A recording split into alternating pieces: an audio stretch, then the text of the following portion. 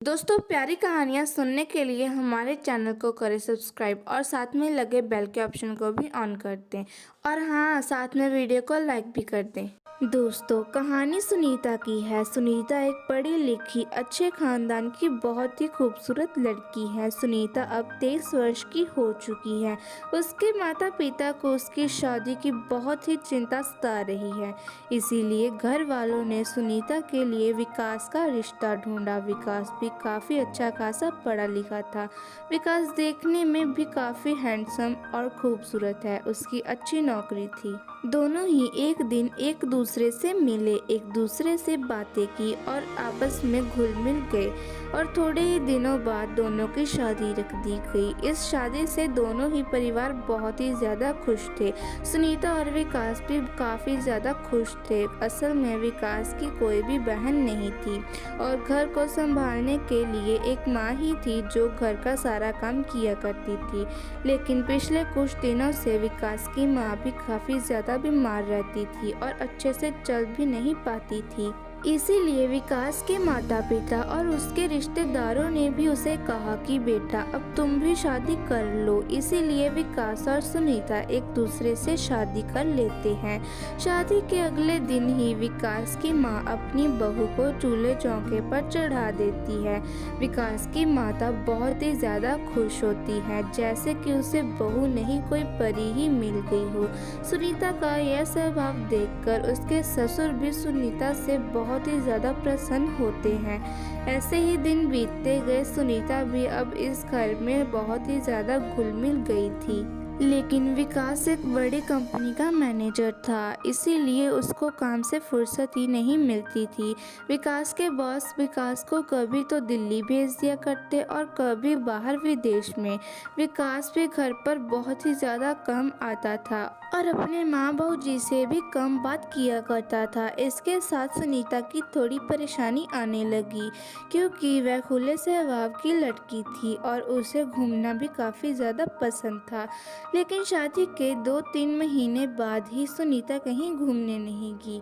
अब सुनीता बहुत ही उदास रहने लगी। अब सुनीता करती भी तो क्या करती, ना तो सुनीता की कोई ननद थी और ना ही कोई उसकी जेठानी या फिर देवरानी जिससे वह अपना सारा दिन बिता सके। इसीलिए वह कभी कभी अपनी पड़ोसन के घर में चली जाती। सुनीता वहाँ जब भी जाती तो घंटों घंटों लगातार बातें करती, लेकिन सुनीता के ससुर को यह बिल्कुल भी अच्छा नहीं लगता था और वह सुनीता के ससुर विकास को यह बात बोलते। ऐसे सुनकर विकास भी काफ़ी गुस्सा होता और सुनीता को फ़ोन कर काफ़ी समझाया और कहा कि अब तुम कहीं बाहर मत जाना। अगर जाना भी है तो तुम्हें कोई ज़रूरी काम है या फिर शॉपिंग करने जाना है तो तुम बाबूजी के साथ भी जा सकती हो। कोई बात नहीं, मैं अब थोड़े ही दिन में घर वापस आ जाऊंगा। इतनी बात कहकर विकास फ़ोन काट देता है और अब सुनीता कहीं भी नहीं जा सकती। सुनीता के ससुर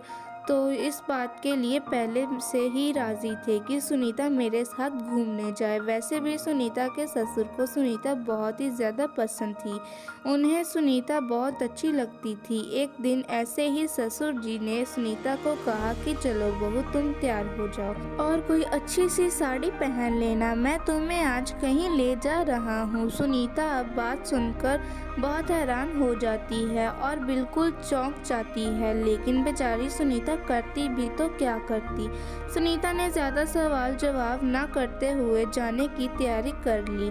सुनीता ने एक मैरून कलर की साड़ी पहनी हुई थी और वह बहुत ही ज़्यादा खूबसूरत लग रही थी।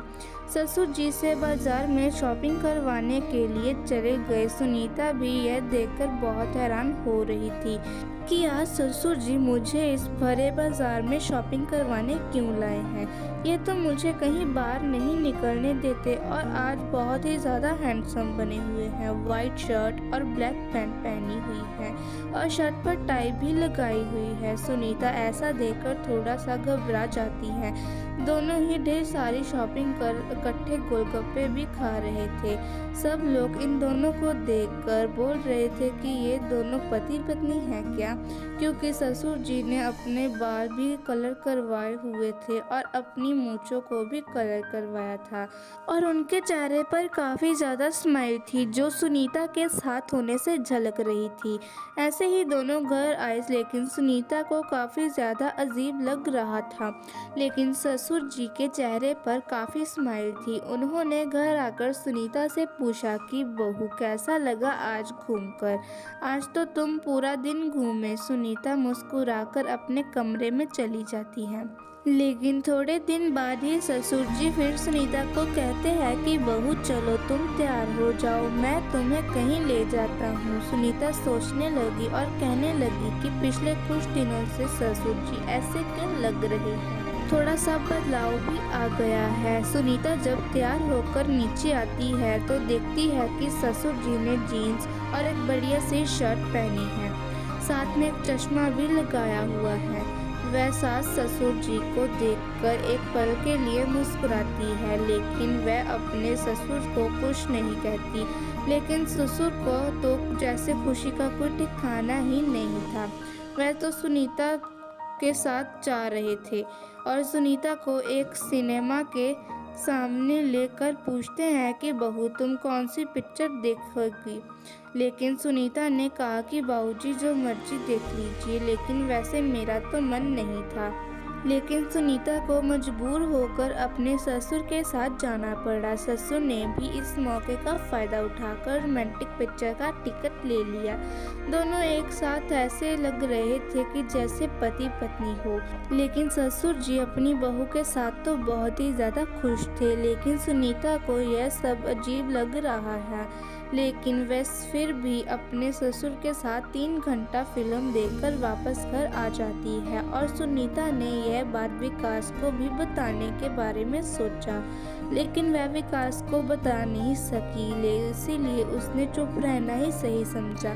लेकिन ससुर जी की आदतें दिन ब दिन बहुत ही ज़्यादा बिगड़ रही थी और वह एक दिन फिर से सुनीता को कहते कि चलो सुनीता अब तुम तैयार हो जाओ और हम एक ऐसी जगह घूमने जाएंगे जहाँ पर जाकर तुम बहुत खुश होगी और वह जगह तुम्हें हमेशा याद रहेगी। यह बात सुनकर सुनीता को बहुत ही ज़्यादा गुस्सा आया और उसने अपने ससुर को कहा कि ससुर जी मैं आपकी बहू हूँ, ना कि आपकी पत्नी, जो आप मुझे इतना घुमाने ले जा रहे हैं। मैं घर पर ही ठीक हूँ। यह बात सुनकर ससुर भी चुप रह गए और अपने कमरे में चले गए। फिर थोड़े दिन बाद ही विकास अपने काम को निपटा कर घर वापस चला आता है। सुनीता ने विकास को बताना चाहा, लेकिन वह इस बात के लिए चुप रही और विकास से कुछ भी नहीं कहा। लेकिन अब ससुर जी को भी काफ़ी शर्मिंदगी महसूस हो रही थी। लेकिन अब विकास के आ जाने से सुनीता फिर से खुश रहने लगी। विकास और सुनीता दोनों बहुत ही ज़्यादा घूमने लगे और दोनों का जब भी मन किया करता था तो वह दोनों एक साथ फिल्म भी देख लिया करते थे और अब वह दोनों बहुत खुश थे और दोनों अपनी ज़िंदगी अच्छे से व्यतीत कर रहे थे। तो दोस्तों यही थी आज की एक छोटी सी कहानी। आशा करती हूँ कि आपको यह कहानी ज़रूर पसंद आई होगी। ऐसे ही अपनी मनपसंद कहानियाँ सुनने के लिए हमारे चैनल को सब्सक्राइब करें और साथ में लगे बेल आइकन के ऑप्शन को भी ऑन कर दें और हाँ, वीडियो को लाइक करना मत भूलिएगा। धन्यवाद।